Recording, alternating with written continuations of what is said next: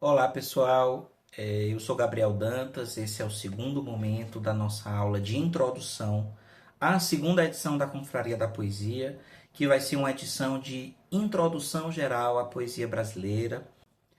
Nós conversamos no primeiro momento sobre o que é poesia com P maiúsculo, digamos assim, o que é que a poesia é, o que é que ela quer, o que é que ela e o que é que ela faz, digamos assim, né? Que é a comunicação da experiência humana, da emoção humana em linguagem. Mas é importante para a gente entender isso do primeiro momento e para o nosso estudo aqui na segunda edição da Confraria da Poesia, é preciso entender alguns conceitos. O primeiro que eu queria conversar com vocês aqui é o conceito de poético. Esse conceito se comunica muito com o que a gente conversou no primeiro momento. No dicionário Oxford, o conceito de poético tem três definições: relativo a ou próprio da poesia, aquilo que tem poesia, que tem qualidades, atmosfera, encanto ou características da poesia, filme poético, texto poético, ou aquilo que produz inspiração, que é inspirador. Ou seja, o poético é exatamente aquilo que o poeta vê no dia dele e que ele precisa comunicar através da poesia. Que ele viveu e que ele precisa botar, que ele precisa imortalizar em verso, que ele precisa comunicar ao resto da humanidade. Vejam o que eu descobri hoje, vejam o que eu vi hoje, vejam que estranho, que belo, que transcendental que eu vi hoje, vejam que sublime. E isso é o poético, né? Essas definições que se misturam muito, elas vão aparecer muito por aqui, né? Realmente, poético é aquilo que é próprio da poesia ou relativo à poesia. Um movimento poético, uma agremiação poética, né? Uma agremiação voltada à poesia, um movimento de poetas ou de escritores de poesia em geral, enfim, ou de leitores de poesia. Mas o poético, mais importante do que isso, mais importantemente do que isso, digamos assim, ele é um adjetivo para aquilo que nós entendemos ter a beleza da poesia. Eu acho isso muito interessante. A gente não. Como é que eu posso dizer? Mesmo quando a gente não lê poesia, que é o caso de muitos alunos aqui da confraria, muita gente entra na confraria para conhecer poesia.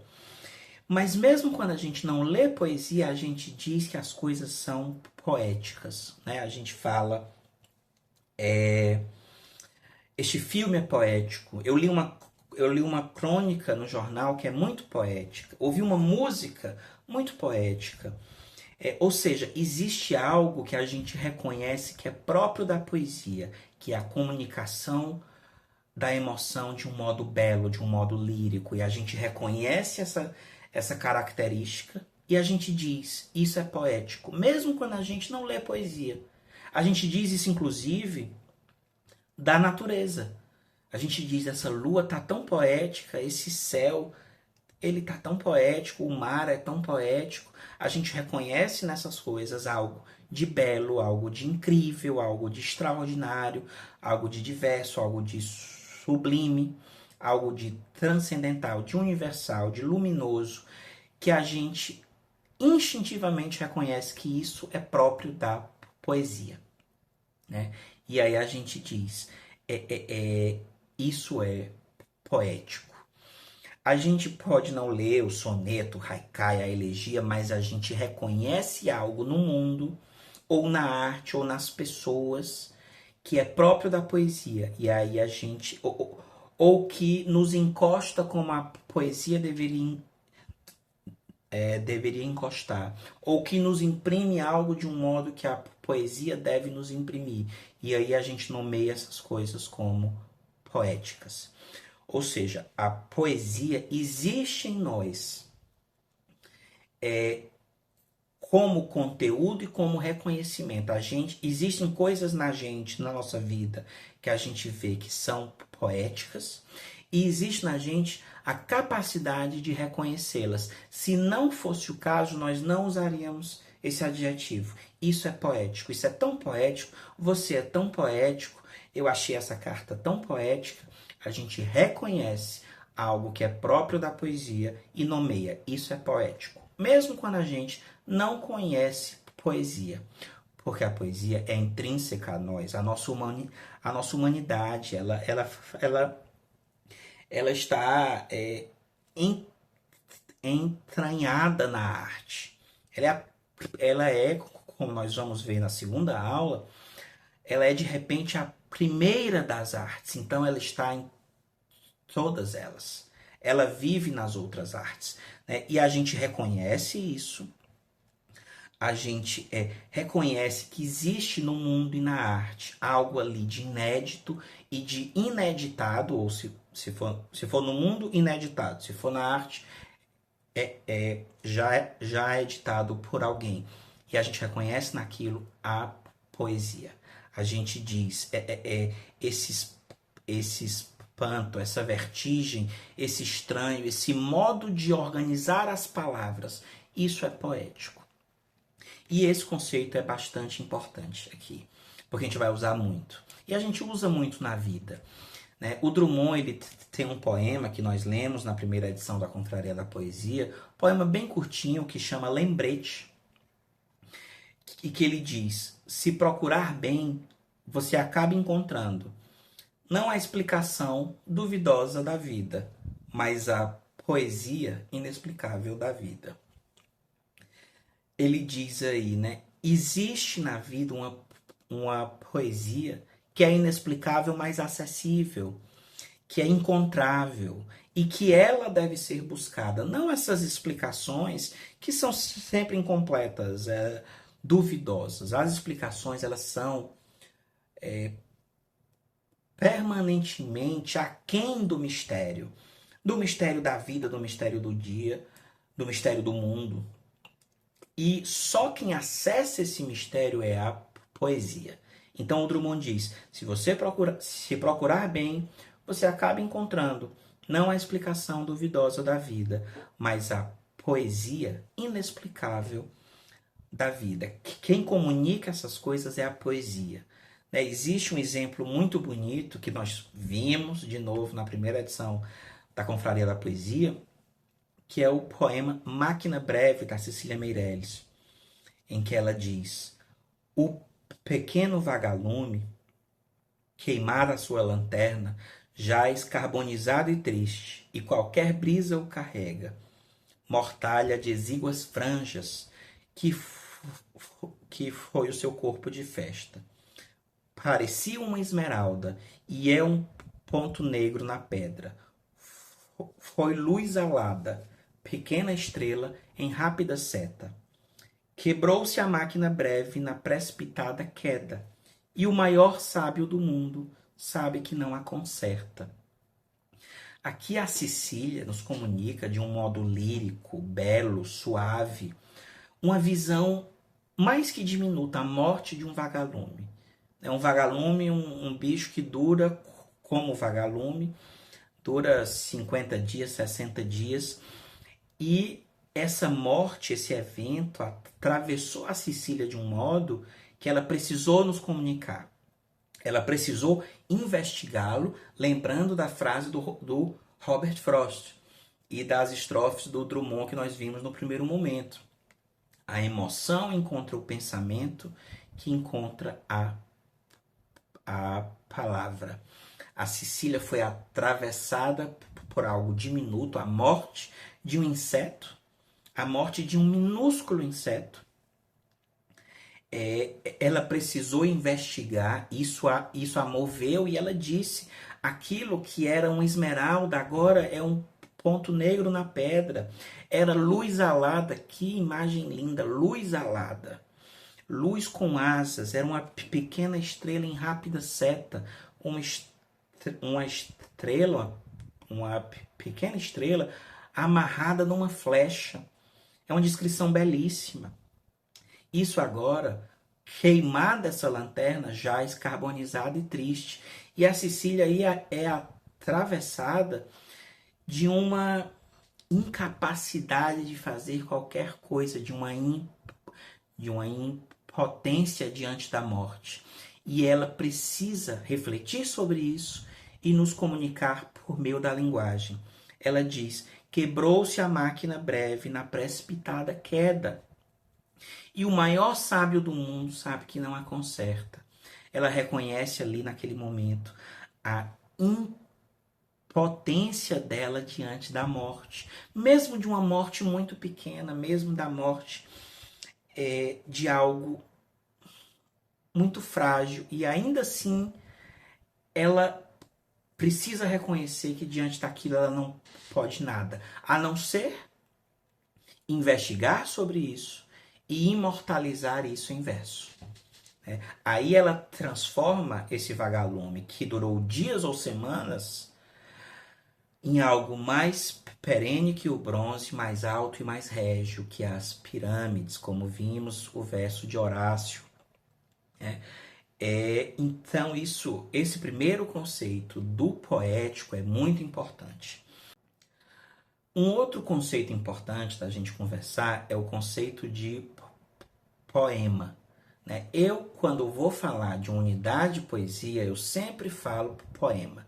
É uma escolha minha. Não está errado. Muita gente usa poesia, né? Eu li uma poesia, é um livro de poesias.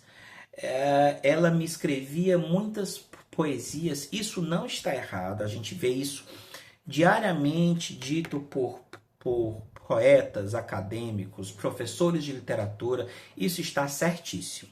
Eu gosto de usar a palavra poema porque eu gosto de distinguir bem o conceito de poesia do conceito de poema.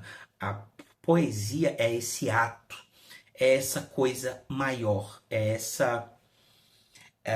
essa transmissão, esse legar uma emoção, uma experiência, enquanto o poema é a unidade, né? O poema é uma obra versificada, o verso é a linha quebrada de modo consciente, deliberado, intencional. O poeta quer que o verso acabe ali e o próximo continue ali. Existe uma intenção. Como a gente conversou na primeira ou no primeiro momento dessa aula, eu na minha vivência de poeta, que não estou dizendo isso como então isso é uma verdade, eu tenho autoridade para falar. Não, estou dizendo na minha vivência que é diferente para cada poeta, para cada escritor, para cada artista. Na minha vivência, a decisão de quando cortar o verso, de quando fazer o corte, é uma das mais difíceis. É uma das mais difíceis. Porque o corte do verso é muito importante. A gente vai ver muito isso aqui nas aulas. Vimos muito na primeira edição, vamos ver muito aqui de novo. Mas então, o poema é uma unidade de poesia versificada, escrita em linhas quebradas, que acabam no corte. O verso, então, é a unidade mínima aí da poesia. E esse corte, ele acontece por várias razões diferentes. Às vezes é porque é um poema metrificado, um poema com 10 sílabas poéticas ou 12 sílabas poéticas. Então ele precisa acabar ali nas 12. Você precisa concluir o raciocínio, ou quer dizer, o raciocínio não, o verso, de modo que fiquem só 10 ou 12 sílabas, às vezes 8, o octossílabo. No meu caso, como eu não uso verso metrificado, o corte ele tem um fundamento de impacto, né? Como aquilo ali vai ficar mais... aquilo que eu estou dizendo, que vai ser lido de 1000 formas diferentes, 10.000 formas diferentes, mas como eu digo aquilo de um modo que fique mais claro, mais impactante, né? Como é que eu digo isso de um modo que vai ficar mais acessível, de um modo que eles vão é ler mais claramente o que eu estou dizendo, embora, de novo, não é porque o poeta quer dizer algo que aquele poema só tem aquela leitura. Às vezes a gente escreve querendo dizer algo e a pessoa lê outra totalmente diferente. Já conversamos isso no primeiro momento da aula, isso acontece muito comigo. Alguém me dizer, Gabriel, li o teu poema e pensei nisso. E eu penso, nossa, eu nunca tinha pensado nisso quando eu pensei nesse poema. Isso não é porque o poeta escreve algo com algo em mente, escreve o poema com algo em mente, que aquilo seja a bula do poema, né? Mas enfim, voltando para a coisa do verso. Então a prosa é a literatura escrita em linha corrida, enquanto a poesia em forma de poema, a gente já conversou, existe poesia em prosa. Aqui na confraria a gente vai ver a poesia em verso. Isso é uma opção de curadoria. É uma escolha de curadoria do curador, que sou eu. Eu gosto da poesia em verso. Eu acho ela mais demonstrativa da poesia. É raro poesia, assim, é muito raro poesia em prosa. É muito raro. E não são muitos poetas que usam, não é muito comum na história da poesia. Então, aqui na confraria, nós vamos ficar na poesia em verso. Para concluir a frase lá no começo, então a prosa é escrita em linhas corridas, enquanto a poesia é majoritariamente escrita em linhas quebradas. Né? A poesia é também a arte de compor poemas, né? A gente viu isso já várias vezes. Mas ela é outras coisas além disso. Eu uso às vezes a palavra poesia, por exemplo, para delimitar como é que eu posso dizer, a obra ou o estilo literário de alguém. Quando eu digo a poesia de Cecília Meirelles, eu, Gabriel, não estou mencionando um poema específico, porque senão eu diria o poema da Cecília Meirelles. Quando eu falo a poesia da Cecília, ou eu estou falando da obra dela, da obra poética dela, ou do estilo poético da Cecília. Como é que a Cecília se comunica em verso? Como é que a Cecília olha o mundo? Como é que a Cecília transmite isso? É a poesia da Cecília Meirelles, a poesia de Drummond, a poesia de Lord Byron, a poesia de Gregório de Matos. É o estilo literário daquele autor. Ou a obra poética daquele autor. Enquanto, enfim, o poema, como a gente já conversou, é a unidade da criação poética, né? A obra. O romance é a obra do romancista. O poema é a obra do poeta, né? Uma coisa que eu escutei muito e é uma das coisas que me levaram a criar a Confraria da Poesia. Gabriel, o que esse poema está querendo dizer? Né? Como a gente acabou de falar, o poema não diz algo específico, mesmo que o poeta, quando escreveu, tivesse algo específico em mente, e que ele tenha levado isso em consideração ao escolher os cortes, ao escolher as palavras. Claro, né? O poeta ou a poeta, eles veem algo no dia belo, sublime, estranho e precisam comunicar. Então existe uma intenção ali, mas isso não significa que aquilo seja o que o poema está querendo dizer. Não existe essa resposta lá atrás, existem respostas, existem leituras que dependem, essas leituras elas são extremamente pessoais, dependem do repertório da pessoa, depende do que aquela pessoa já leu, depende do dia da pessoa, se está um dia alegre, um dia triste. Vimos isso lá atrás, no primeiro momento, quando a gente leu o poema do Beco, né? Em que eu disse a vocês, se eu estiver num dia bom, eu leio esse poema de um modo otimista, mas se eu estiver num dia mais triste, eu leio esse poema de um modo pessimista.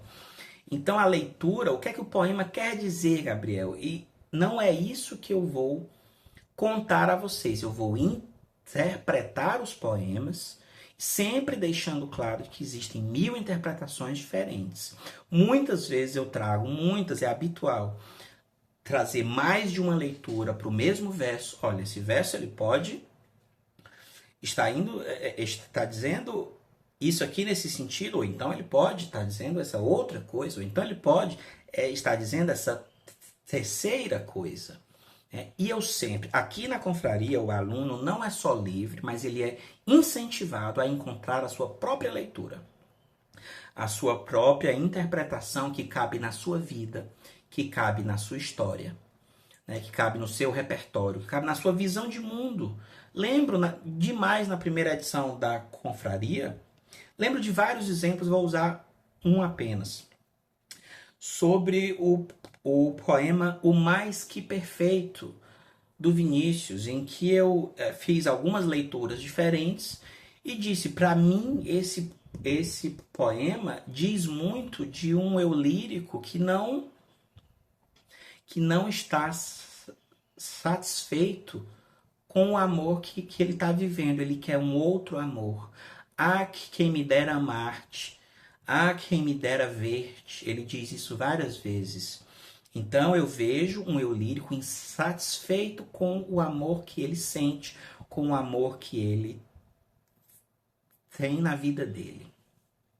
E um aluno, querido aluno, Leonardo, disse, Gabriel, eu achei muito interessante a aula, as leituras que você botou, mas eu vi outra. Eu vi ali no Mais Que Perfeito alguém que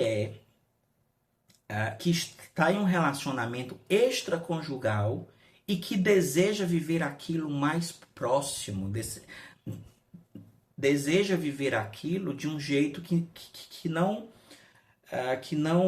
haja mais dificuldades. A gente tem que se esconder, a gente tem que se ver. Às vezes é alguém que quer viver aquele amor de modo pleno. E eu reli o poema e isso cabe muito bem no poema. E eu disse, Léo, eu já li esse poema, acho que 200 vezes na minha vida, porque ele é um dos poemas que eu mais gosto do Vinícius. Eu sempre voltava para ele lá no livro, na obra completa que eu tenho do Vinícius desde criança, porque tinha lá em casa, meu pai tinha essa obra completa. E eu nunca pensei isso, nunca. Eu pensei já várias coisas diferentes sobre esse poema, mas nunca isso. E agora que você me disse, abriu na minha cabeça mais uma hipótese, mais uma leitura, mais uma interpretação. O aluno da confraria é incentivado, estimulado a encontrar a sua leitura. O que é que você lê aqui? Eu leio o poema, comento bastante, trago várias leituras diferentes, intertextualidades com outros poemas do mesmo autor, de outros autores, mas nós somos iguais diante do poema. Nós somos iguais como leitores, como humanos e como leitores daquele poema. A leitura guiada é só uma de infinitas que cabem naquele poema. Eu posso trazer 4, 5 leituras diferentes para o mesmo verso. Isso não o esgota, isso não o exaure, né? Isso é muito importante aqui na confraria da poesia. Outro conceito importante é quem é que exerce a poesia, quem é que cria o poema. E aí é o poeta, né? A gente já conversou muito aqui do poeta. Que o poeta, ele não é alguém especial, eu não vejo assim, ele não é alguém diferente. Existe muita gente que discorda de mim, diz que o poeta ele tem um modo diferente de olhar o mundo, e eu não acho isso. Eu acho que o poeta é qualquer pessoa que se emociona com alguma coisa e que deseja realmente, eu quero transformar isso em algo imortal, eu quero imortalizar isso. Não é só se emocionar, né? Se emocionar é reconhecer a poesia inexplicável da vida, como diz Drummond lá atrás. É reconhecer o poético no mundo, no dia, na vida, nos olhos de alguém. Isso é se emocionar.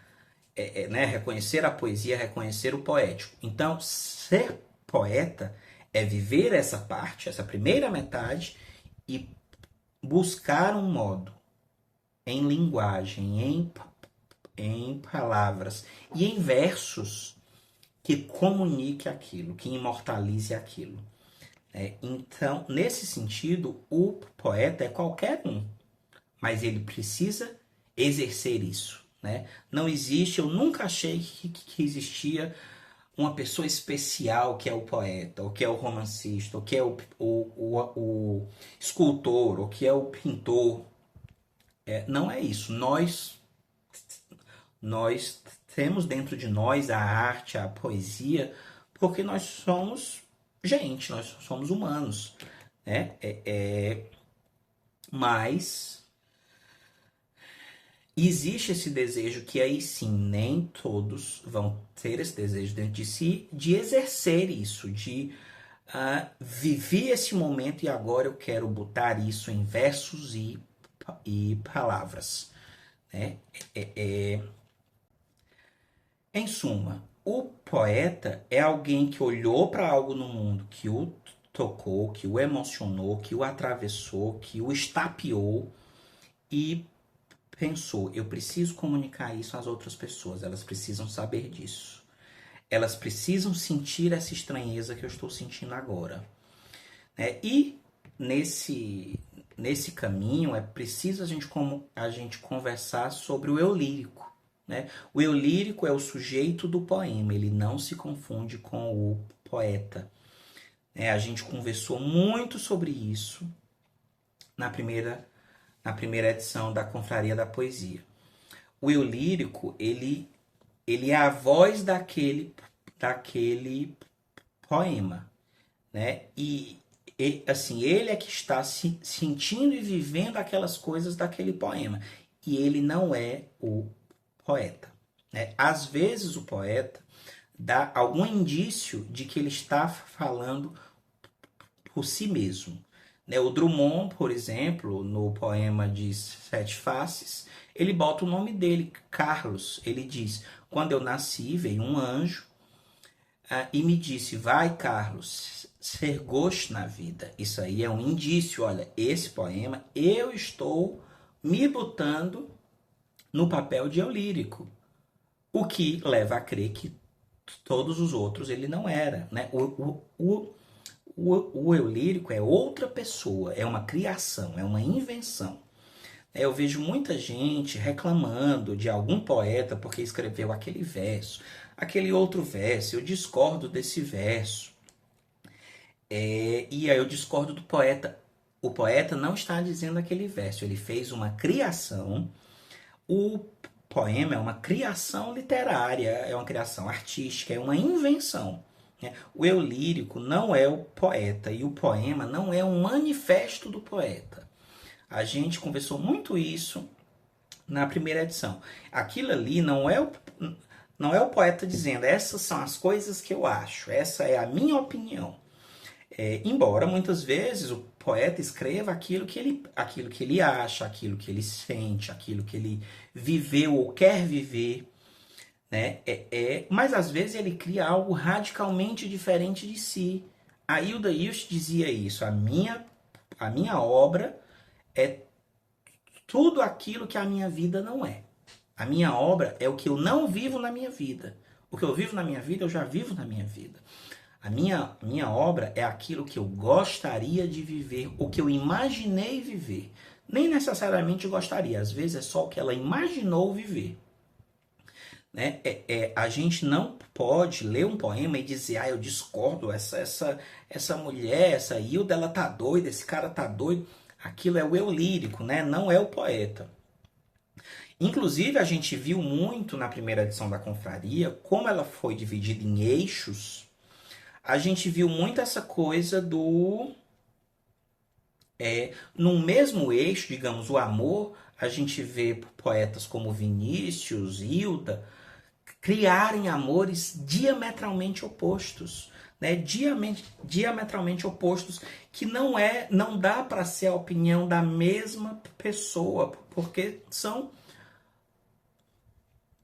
inteiramente diversos, né? Você pega o soneto de fidelidade, que é uma declaração de devoção, e você pega o soneto do maior amor, que é um soneto que descreve um amor que gosta de ferir, que quando fere vibra. Não é a mesma pessoa, são pessoas diferentes, é só o mesmo poeta, né? É só o mesmo poeta. E isso diz muito, mas não diz que aquilo não é um manifesto do poeta, né? O eu lírico, então, só para resumir, é diferente do poeta, tá, gente? Ele é o sujeito do poema, é a voz do poema. E muitas vezes, inclusive, o eu lírico é um homem, mas a poeta é uma mulher. E vice-versa, né? Ou seja, mais um indício de que não é a mesma coisa, né? E aí, gente, esses eram alguns conceitos introdutórios que eu queria mostrar para vocês, para quem está chegando na Confraria da Poesia agora. Vamos agora para o terceiro e último momento da nossa aula introdutória, em que a gente vai se perguntar uma coisa. Mas a poesia, já que a gente viu o que é a poesia, o que é o poeta, o que é o poema, essa poesia, ela sempre foi a mesma coisa? Na história do Brasil, na história do mundo, ela é a mesma coisa? Esse é um conceito fixo no tempo? Que adianto logo que não, é claro que não. Vamos ver aqui no terceiro e último momento da nossa primeira aula e vamos alongar isso na nossa segunda aula de introdução, em que a gente vai ver a poesia como um registro da voz de uma nação, lá na frente. Vamos agora para o último momento da aula de introdução.